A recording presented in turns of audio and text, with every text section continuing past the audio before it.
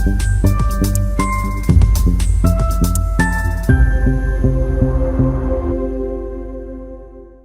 दोस्तों, welcome to यज्ञ investment academy और टैक्स थर्सडे में आपका स्वागत है। आज का हमारा टॉपिक है दोस्तों, एनआरई और एनआरओ अकाउंट क्या होते हैं। बहुत से लोगों को इन दो अकाउंट के बीच में कंफ्यूजन होता है, इनका यूज़ क्या होता है, इसमें पैसे कहाँ से आते हैं, यहाँ के पैसे कैसे यूटिलाइज करने होते हैं। तो इन सारे क्वेश्चंस को लेकर हमने 7 पॉइंटर पे ये वीडियो का डिस्कशन रखा हुआ है। तो पहला है दोस्तों कि भाई ये एनआरओ और एनआरई अकाउंट कौन ओपन कर सकता है, किसको अप्लीकेबल होता है। तो दोस्तों ये अकाउंट जो एनआरआई है, ओसीआई कार्ड होल्डर है या पीआईओ कार्ड होल्डर है, ये तीनों जो हैं, ये तीनों लोग इन अकाउंट को ओपन कर सकते हैं। एनआरआई जो होते हैं या पीआईओ जो होते हैं या ओसीआई कार्ड होल्डर जो होते हैं, उनको रेगुलर सेविंग अकाउंट या रेगुलर करंट अकाउंट या रेगुलर एफडी अकाउंट मेंटेन करना अलाउड नहीं होता है। तो ये बहुत से लोगों को, जब वो इंडिया छोड़कर जाते हैं, एनआरआई बनते हैं, तो वो अपने रेगुलर सेविंग अकाउंट्स और एफडी अकाउंट्स और करंट अकाउंट वैसे ही मेंटेन करते हैं। तो उन लोगों ने ये ध्यान रखना है कि भी जो रेगुलर सेविंग अकाउंट्स है उसको एनआरओ में कन्वर्ट करना होता है, और जो एनआरई अकाउंट होता है उसको नए से अकाउंट ओपन करना होता है। वो रेगुलर सेविंग अकाउंट एनआरई में कन्वर्ट नहीं होता है, वो नया अकाउंट हमको ओपन करना होता है। तो दोस्तों ये हो गया कि भाई ये कौन ओपन कर सकता है। दूसरा है, क्या ये जॉइंटली ओपन हो सकता है। तो हाँ दोस्तों, ये जॉइंटली ओपन हो सकता है, बस क्लोज रिलेटिव्स के साथ में। अगर एक बंदा है तो उसका स्पाउस के साथ में वो कर सकता है, अगर हस्बैंड है तो वाइफ के साथ में, वाइफ है तो हस्बैंड के साथ में ज्वाइंटली ओपन कर सकते हैं। और भी क्लोज रिलेटिव्स कंपनीज एक्ट में जो डेफिनेशन दी है उसके अकॉर्डिंगली क्लोज रिलेटिव के साथ में ये जॉइंट अकाउंट ओपन हो सकता है। बट इसका मोड ऑफ ऑपरेशन जो है, इसका मोड ऑफ ऑपरेशन फॉर्मर और सर्वाइवर रहेगा। फॉर्मर और सर्वाइवर, इसका मतलब ये होता है कि भाई मेजर जो होता है, पहला ऑपरेशन का राइट जो होता है वो एनआरआई का रहेगा और एनआरआई ही उसको ऑपरेट करेगा, और उसके एब्सेंस में अगर वो नहीं है अलाइव तो वो सर्वाइवर के पास जाएगा। तो इसीलिए मेजर ऑपरेशन उन्हीं के थ्रू होगा, एनआरआई के थ्रू ही होगा। तो इस वे से जॉइंट अकाउंट भी ओपन हो सकता है। तो ये किस किस टाइप का एनआरओ और एनआरई अकाउंट ओपन हो सकता है। तो एनआरई और एनआरओ अकाउंट जो हो सकता है वो सेविंग अकाउंट हो सकता है, करंट अकाउंट भी हो सकता है, एफडी अकाउंट भी हो सकता है, और आरडी रिकरिंग डिपॉजिट अकाउंट भी हो सकता है। तो कोई भी टाइप का अकाउंट जो है वो एनआरओ और एनआरई टाइप में ओपन हो सकता है। तो दोस्तों इसके ऊपर जो होता है, इसके ऊपर जो मेन होता है टैक्सेबिलिटी का। तो ये इनके ऊपर टैक्सेबिलिटी कैसे होती है। तो वैसे तो एनआरआईज के लिए, एनआरआई है या ओसीआई या पीआईओ हो, ये सब इसमें इंक्लूड हो गए, पर हम मेजरली अब एनआरआई ही वर्ड यूज करेंगे। तो एनआरआईज के लिए जो मेजर इनकम होता है इन अकाउंट्स में, तो होता है इंटरेस्ट। अगर एफडी भी है, रिकरिंग भी है या सेविंग भी है, तो जिस भी अकाउंट में है वहां पर जो इंटरेस्ट मिलता है, तो वो अगर एनआरई अकाउंट है तो एनआरई अकाउंट का इंटरेस्ट एग्जम्प्ट होता है, उस पर इंडिया में कोई टैक्स नहीं लगता है। पर अगर वो एनआरओ अकाउंट होगा तो उसके ऊपर टैक्स लगता है। जैसे ही हमको कोई इंटरेस्ट एनआरओ अकाउंट पे होगा, वो चाहे एफडी हो, चाहे सेविंग हो या चाहे रिकरिंग हो, उसके ऊपर जो भी इंटरेस्ट आएगा उसके ऊपर 30% से जो भी टैक्स रेट है वो हायर स्लैब से ही डिडक्ट होता है। तो 30% से प्लस सेस और वो मिलाकर सारे उस रेट से हमारा टीडीएस डिडक्ट होगा, और टैक्सेबिलिटी तो जब रिटर्न फाइल करेंगे उस समय में डिपेंड करेगा, उस समय में डिसाइड होगा। तो इस तरह से इंटरेस्ट का पार्ट हो गया। अब बहुत से लोगों को ये कंफ्यूजन होता है कि एनआरई अकाउंट में, एनआरई अकाउंट से जो भी मैं इन्वेस्टमेंट करता हूं या जो भी मेरा इनकम अर्न होता है तो वो सारा एग्जम्प्ट होता है। तो ऐसा नहीं होता है दोस्तों। अगर मैं एनआरई अकाउंट के थ्रू कोई म्यूचुअल फंड लेता हूं, कोई शेयर्स लेता हूं या अदर कोई इन्वेस्टमेंट करता हूं, तो उसके ऊपर जो भी कैपिटल गेन आएगा या जो भी डिविडेंड आएगा या अदर कोई इनकम आ रहा होगा, तो वो इनकम जो होता है वो एग्जम्प्ट नहीं होता है, वो रेगुलर वे में टैक्सेबल ही होता है। फिर सवाल आ सकता है कि भाई फिर एनआरई और एनआरओ के इन्वेस्टमेंट में डिफरेंस क्यों है, किस कारण से हमको किस वे से हमको चूज करना है कि भाई एनआरई इन्वेस्टमेंट करना है या एनआरओ इन्वेस्टमेंट करना है। तो वो आगे हमारे पॉइंट में कवर होने वाला है दोस्तों, वो है रिपैट्रिएशन के पॉइंट में।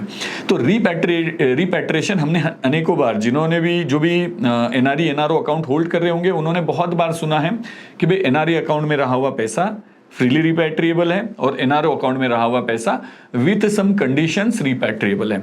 तो उसका मतलब ये होता है दोस्तों कि भी जब मेरे पास एनआरई अकाउंट में पैसा है और मैं बाहर आउटसाइड इंडिया में कुछ भी इन्वेस्टमेंट करना चाह रहा हूं तो मैं कोई भी अमाउंट कितना भी अमाउंट मैं इजीली आउटसाइड इंडिया लेके जा सकता हूं। मुझे कोई अदर वर्क के लिए भी, मुझे कोई और काम के लिए भी मुझे आउटसाइड इंडिया पैसा लेके जाना है तो मैं विदाउट एनी लिमिट मैं पैसा बाहर लेके जा सकता हूं।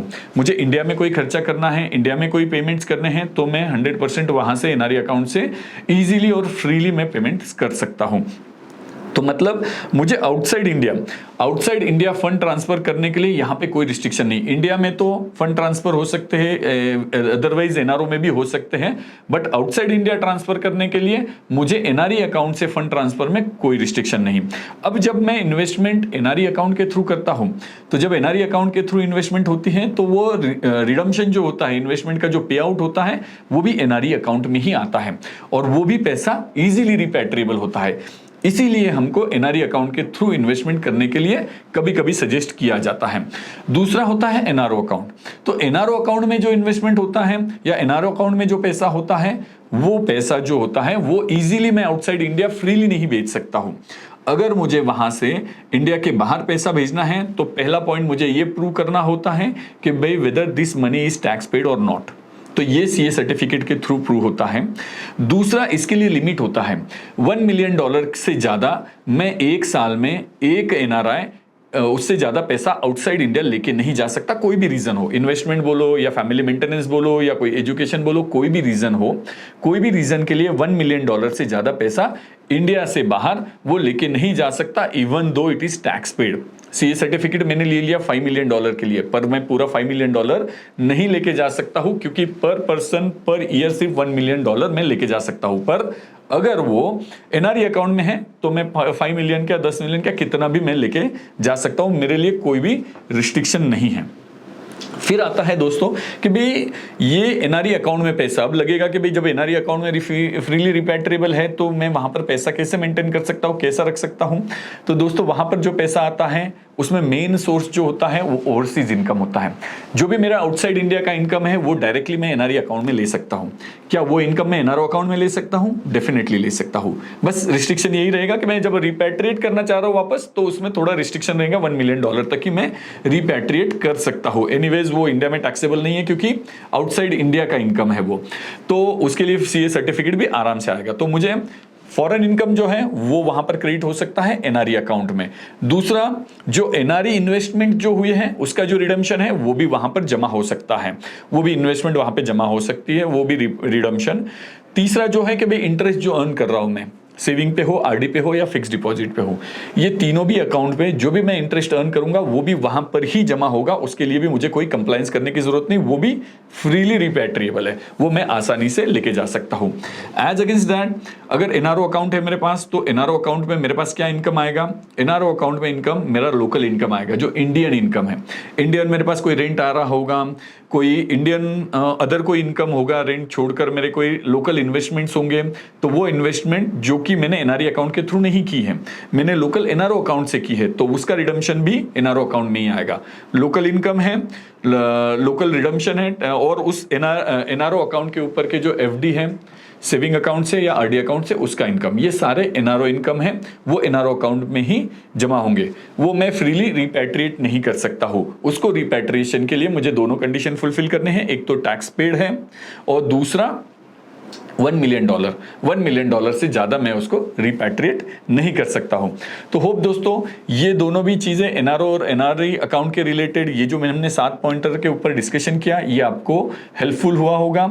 अगर अच्छा लगा है तो लाइक और शेयर करना मत भूलिए। थैंक यू दोस्तों।